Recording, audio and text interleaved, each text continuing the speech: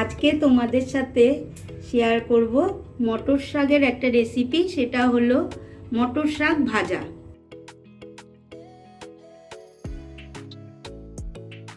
দেখো বন্ধুরা, আমি কিন্তু এখন এই শাকটাকে কাটছি। তোমরা দেখো, শাকটাকে আগে ভালো করে কুচিয়ে নিতে হবে। যত মিহি করে কাটবে তত সুন্দর হবে শাক। ভালো করে আগে জল ঝরিয়ে নেবে, ধুয়ে একটা ঝুড়ির মধ্যে, দেখো আমি একটা স্টিলের ঝুড়ির মধ্যে রেখেছি। তোমরাও ঠিক এইভাবে প্লাস্টিক হোক স্টিল হোক তার মধ্যে রাখবে, রেখে জলটা ভালো করে ঝরিয়ে নিয়ে তারপরে কুচি কুচি করে কাটবে, কেটে তারপরে ভাজবে। যত মিহি করে কাটবে শাকটা তত সুন্দর লাগবে খেতে। আমার বাবা এত সুন্দর শাক কাটতো, যেন শাক কাটাতেই শাক রান্না হয়ে যেত। এত মিহি করে? এত মিহি করে বটি দিয়ে কাটতো। আমাদের তো এখন ছুরি হয়েছে, তখন তো তারা বটিতে কাটতেন।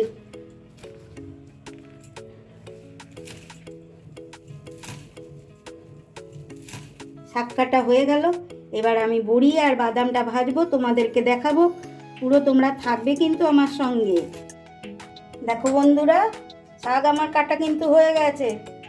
আর এই দেখো, এটা হলো মটরশুঁটি, যেহেতু মটর শাক তাই একটু মটরশুঁটি দেবো, একটু বড়ি দেবো, আর একটু বাদাম ভাজা দেবো। বাদামটা কাঠখোলায় নেড়ে নেবে।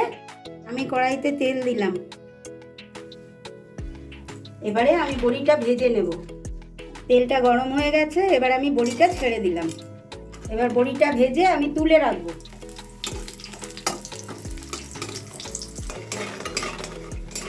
বড়িটা একদম লাল লাল করে ভেজে নিতে হবে।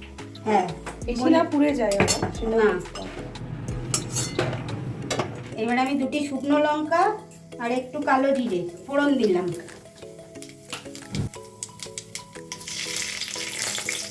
দিয়ে আমি শাকটা ছেড়ে দিলাম।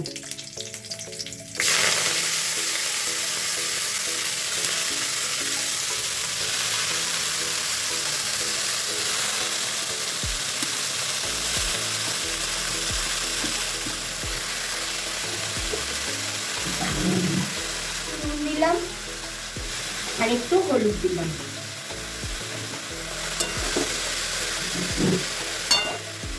এবার একটু ভাজবে, এপাশ ওপাশ করে ভেজে নেবে। আমরা সবাই জানি শাক থেকে প্রচুর জল ছাড়ে। এবার আমি এটাকে ঢেকে রেখে দেবো এই হামানদিস্তাতে। এবার বাদামটা একটু ক্রাশ করে নিচ্ছি, হালকা থেতো করে নিচ্ছি। তোমরা এমনি গোটাও দিতে পারো, একটু থেতো করেও দিতে পারো। অনেকের বাড়িতে বয়স্ক মানুষ থাকেন, তারা তো বাদামটা খেতে পারেন না চিবিয়ে, তাই একটু ক্রাশ করে দিলে একটু ভালো লাগে খেতে। তাহলে সেজন্য আমি একটু থেতো করে দিলাম। বড়িগুলোও দিচ্ছি এর মধ্যে, ভাজা বড়িগুলো, সেগুলোকেও একটু থেতো করে দেবো, তাহলে একটা সুন্দর গন্ধ হবে।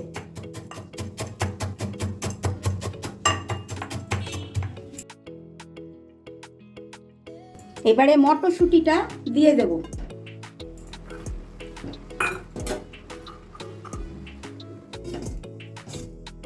এবার একটু সেদ্ধ হোক, তারপরে আমি আবার দেখাবো। দেখো, এবার আমি ঢাকনাটা খুললাম, এই একটু নেড়ে দিচ্ছি। আমার জলটা মরে গেছে। আমার এই 10 থেকে 15 মিনিট মতন লাগলো। এইবার আমি একটু চিনি দেব, একটুখানি স্বাদে চিনি দিতে হয়, তা ব্যালেন্সটা করার জন্য নুন আর চিনি। উল্টে পাল্টে দিয়ে নেড়ে দিলাম। শাকটা আমার হয়ে গেছে সেদ্ধ। এবার আমি যে বড়িটা আর ওই বাদামটা ভেজে রেখেছিলাম, গুঁড়ো করে রেখেছি, এবার এটা মিশিয়ে দেবো এর মধ্যে। আবার একটু ঢেকে দেবো 2 মিনিটের জন্য। আমার শাক ভাজা হয়ে গেছে, কি সুন্দর দেখতে লাগছে। এই ঘিটা আমি একটু খাই, তাই আমি নামানোর আগে এই এক ছিটা একটু এর উপরে দিয়ে দেব। তোমরা একটু খেয়ে দেখবে, এক ছিটা ঘি দিয়ে লাস্টে, দারুণ লাগবে খেতে শাকটা। তোমরাও এইভাবে রান্না করবে, করে আমাকে জানাবে তোমাদেরটা খেতে কেমন হয়েছে। এবার আমি দেখো সাজিয়ে দিলাম, পরিবেশন করে দিলাম। খেতেও কিন্তু খুব সুন্দর হবে। বন্ধুরা, তোমরাও সবাই এই রেসিপিটা বাড়িতে ট্রাই করবে এবং কমেন্টে জানাবে কেমন হয়েছে।